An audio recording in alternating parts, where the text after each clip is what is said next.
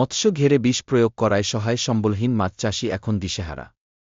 আমাদের নিজস্ব প্রতিনিধি এইচ.এম. নাসির উদ্দিনের তথ্য ও প্রতিবেদনে জানান।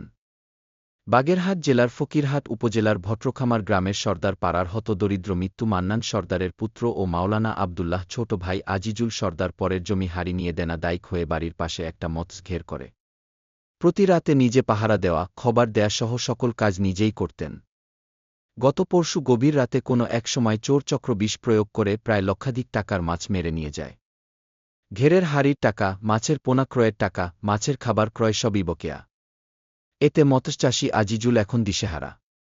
প্রতিবেশীরা সান্ত্বনা দিলেও নিজেকে নিজে সান্ত্বনা দিতে পারছে না। এলাকাবাসী জানান, যারা মহৎ ঘেরে বিষ প্রয়োগ করে তারা মানুষ খুন করতে পারে। এদের দৃষ্টান্ত বিচার সব মরা মাছ, চিংড়ি মাছ, ভাগদা, ফরিঙ্গে, গলদা, যে কটা আইছে সব কটা মরা মাছ। ওই এক খাও দিছি, আর খাও দিইনি আমি। এবার আমার বুঝ হয়ে গেছে, জাল টাইনে যে মাছগুলো উঠলো অধিকাংশ মাছ মরা। অধিকাংশ না, সবই মরা, একটা মাছও জানতো না, সব মরা মাছ।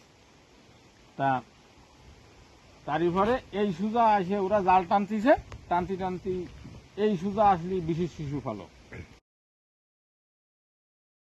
শিশু আছে, শিশু এখনো রাখা আছে। আমি এই বরাবর মাছ সব মরা মাছ উঠোচ্ছি জাল টেনে টেনে, তখন দেখি যে বিশেষ শিশু ওই জালের সাথে উঠে আইছে।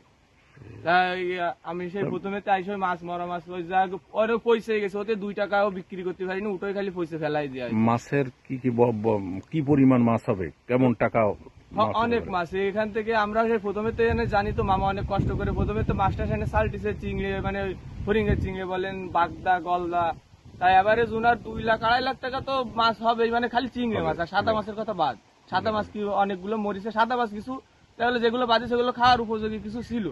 বাট চিংড়ি মাছ সব একদম মরে পয়সা হয়ে গেছে, পয়সা মাটিতে করা একদম। আমরা মাটিতে হাত দিলি এরকম ক্রস করলি, ক্রস ভরে মাছ চিংড়ি মাছ।